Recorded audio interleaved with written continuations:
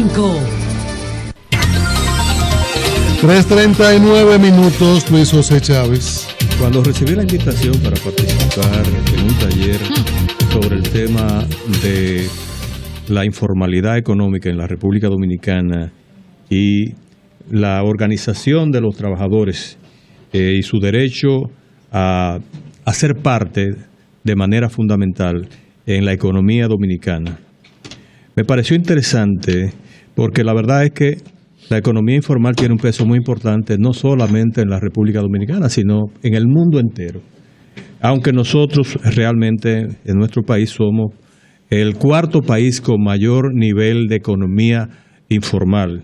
Y la verdad es que todos sabemos que una parte fundamental de los dominicanos, de los trabajadores dominicanos, depende fundamentalmente de esa economía no regulada. De hecho, la República Dominicana es el cuarto país detrás de Paraguay, Haití, Honduras y Nicaragua. Y según el Consejo Nacional de la Empresa Privada, la economía informal representa alrededor del 56% de la economía del país. De modo que es una realidad que no se puede ignorar. No se debe ignorar y en consecuencia lo correcto no es solo verla, es decir, y decir que existe, sino tomar decisiones para garantizar que los ciudadanos, que son una parte fundamental de la sociedad dominicana, que dependen de ese esquema de vida económica, también puedan ejercer sus derechos y puedan llevar una vida digna. Se estima que más del 57% del empleo en la República Dominicana es generado por el sector informal de la economía, especialmente en el área del comercio, el transporte y el servicio doméstico. Imagínense ustedes que solo en el área del motoconcho hay más de 300,000 dominicanos que viven de esa actividad.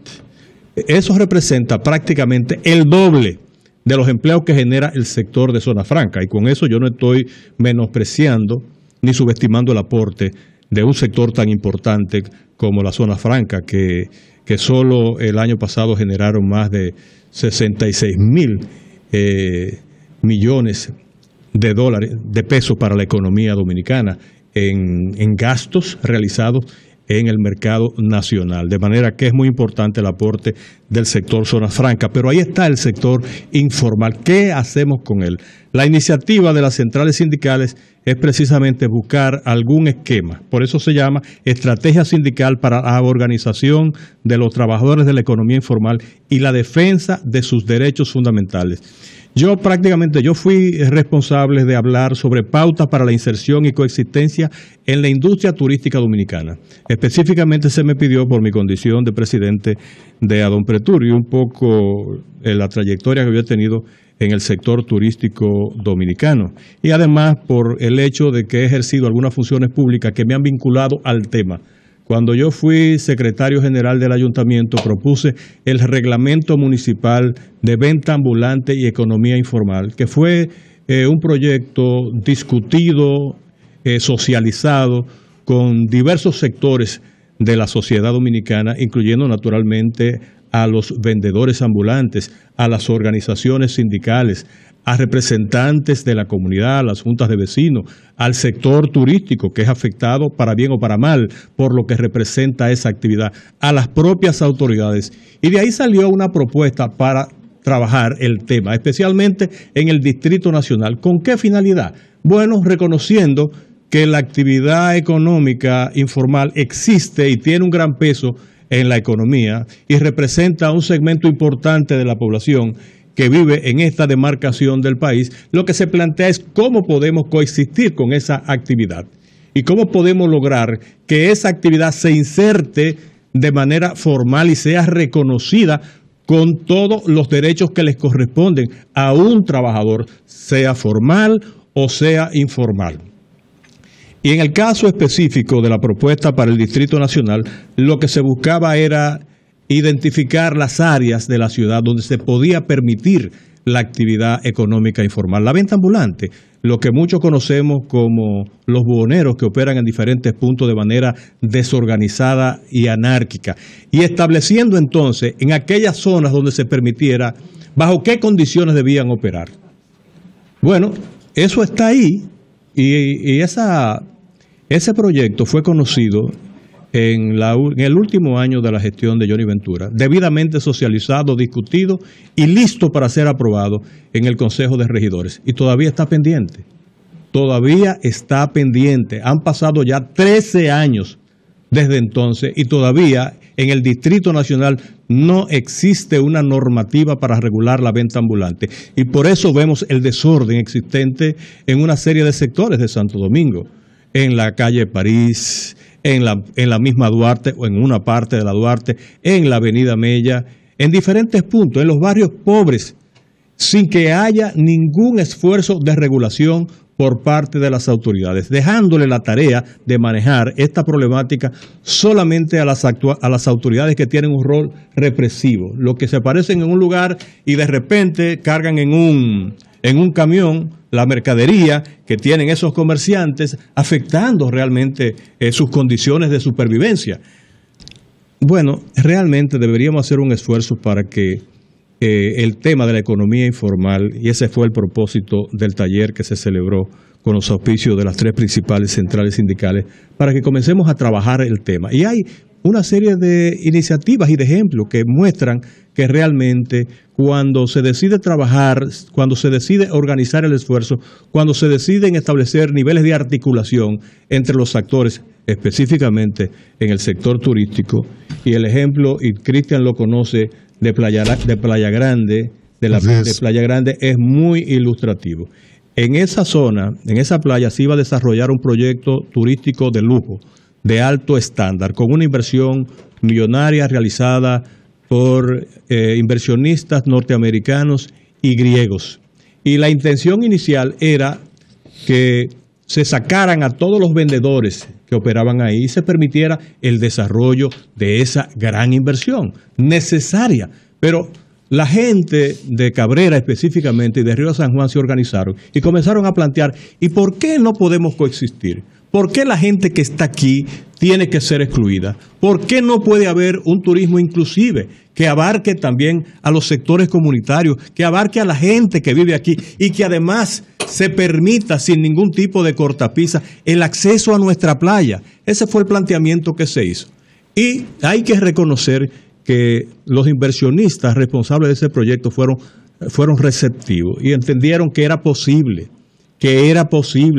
lograr la coexistencia de un proyecto turístico de lujo, de alto estándar, con el entorno comunitario, con la gente de esa comunidad.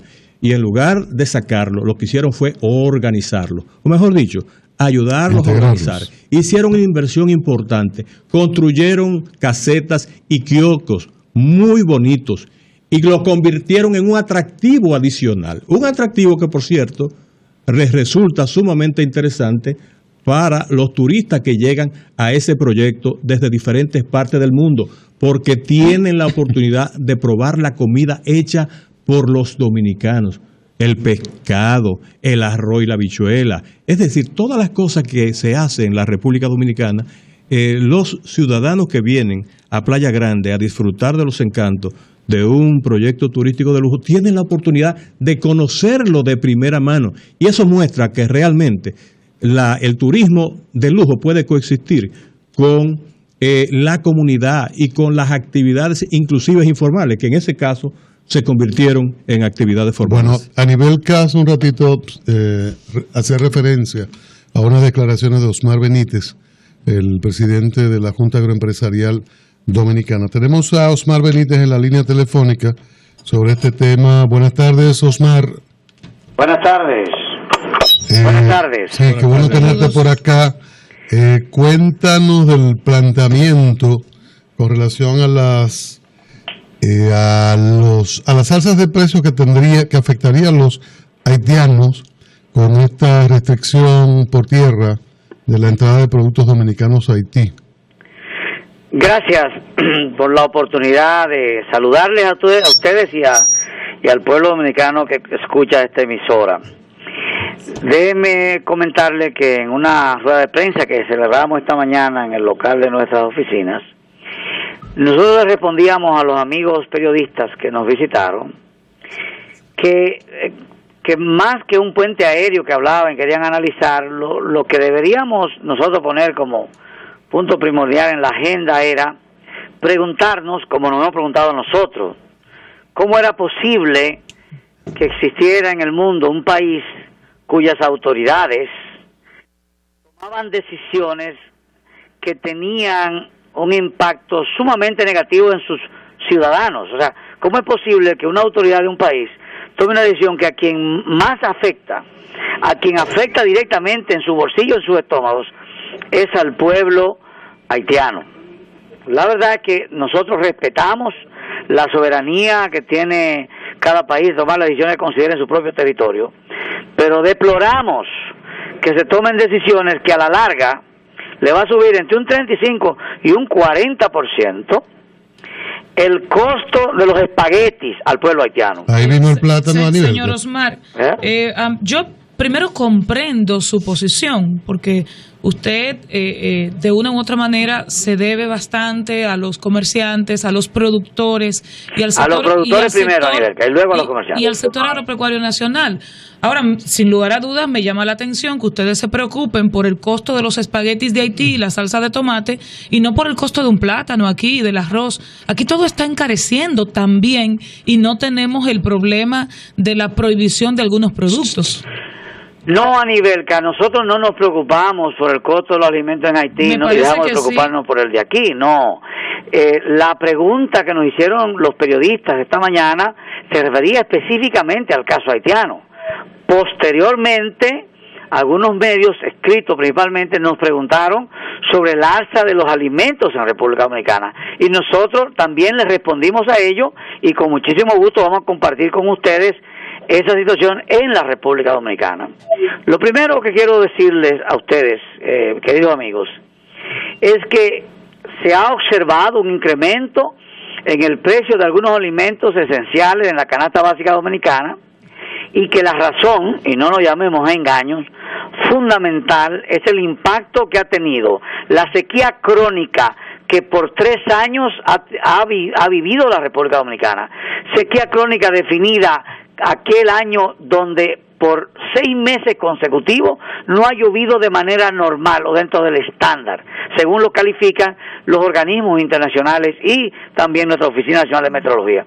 Esa sequía crónica ha sido más pronunciada en este año, tanto así que ha habido comunidades donde se produce plátano, bastante plátano, como la provincia Peravia, ¿verdad?, como la provincia de Azua, ¿verdad?, y la zona del Cibao Central, el Triángulo, Salcedo, Licey al Medio, La Vega, entonces, que es donde se produce la mayor parte de los víveres del país y donde produce una gran cantidad del plátano cibaeño. Entonces usted me quiere decir que la situación de precio, de carestía, es comprensible por el tema de la sequía, por el tema de la baja productividad. No es comprensible.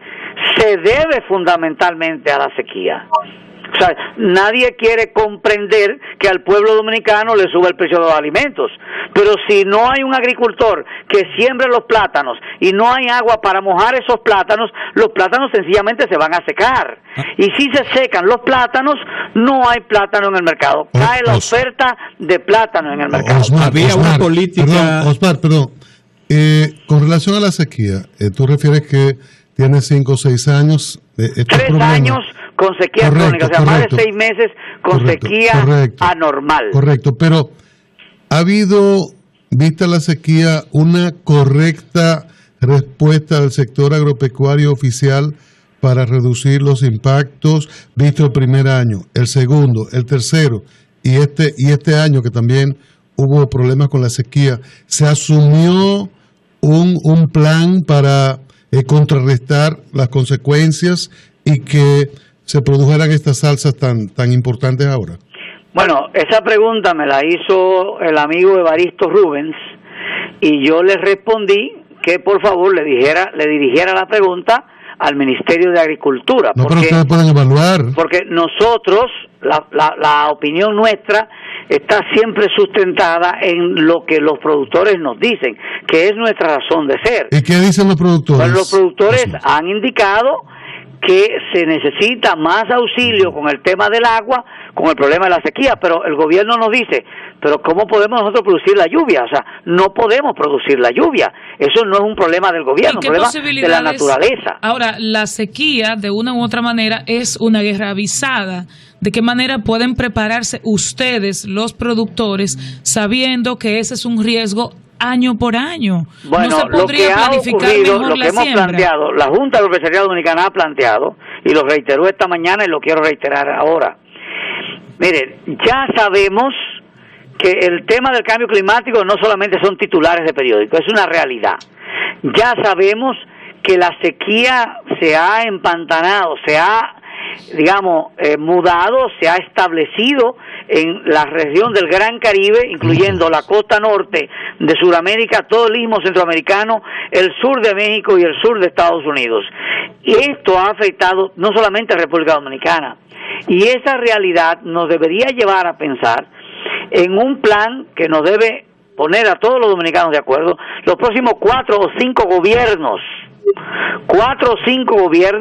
para que hagamos todas las inversiones que debería hacer el país en materia de infraestructura de riego. Ustedes deben saber que solamente el 10% del territorio agrícola del país tiene infraestructura de riego. El 10%. Todavía nos queda el 90% para crecer.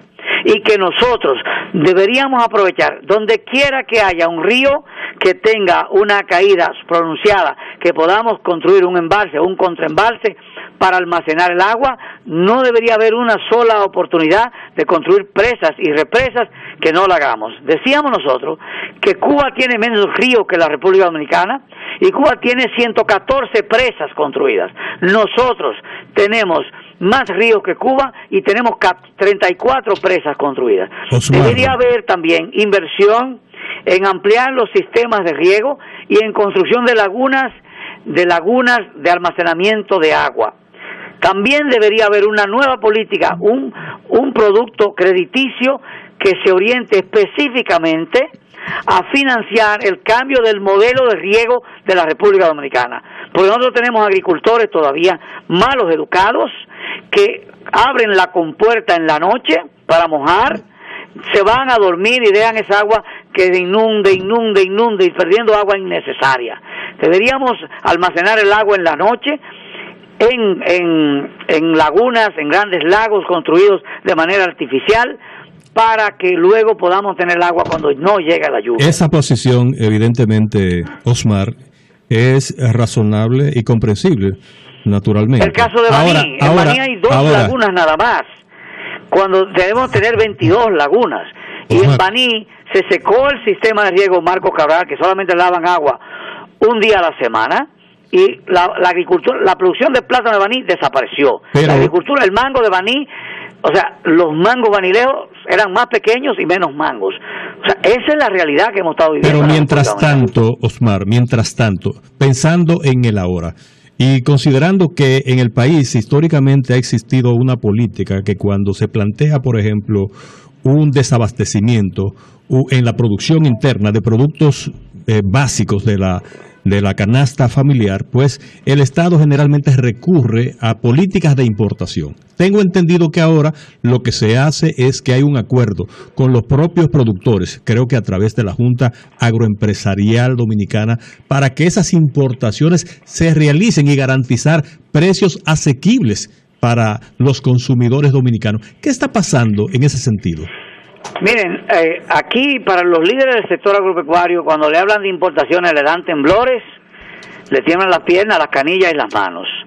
Nosotros hemos tenido una posición siempre muy clara de que usted no juega con el alimento del pueblo dominicano. Eso es lo que alegan en Haití ahora. Si el pueblo dominicano necesita consumir, por decir un ejemplo, 80,000 quintales de habichuelas mensuales, y el país nada más produce, un ejemplo, 40,000 quintales, no debería haber absolutamente ningún líder del sector agropecuario que se oponga a que se compre el faltante donde quiera que esté, porque nosotros no podemos olvidar que el pueblo dominicano es nuestro principal consumidor, nuestro principal cliente, y que ellos tienen necesidades alimenticias que estamos obligados a satisfacer. Osmar. Y la producción de leche nada más da para 60%. Pero tenemos plátano a 25 pesos, a 20 y a 25 pesos. Osmar, tenemos plátano en este momento. Osmar, no hay importaciones para compensar precisamente esta carestía.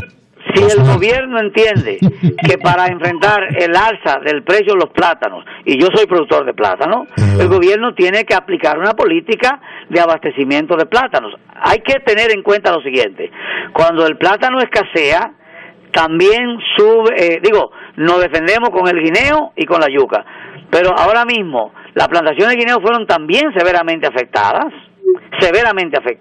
por la sequía, por la falta de agua. Estamos hablando de más de 4 millones de plantas de guineo que se murieron por la sequía. 4 millones de plantas, hermano. Osmar, déjelo ahí y muchísimas gracias. Bueno, un abrazo a ustedes. Gracias a ti, Osmar Benítez, presidente de la Junta Agroempresarial Dominicana. Cambio de la calle, Mauricio.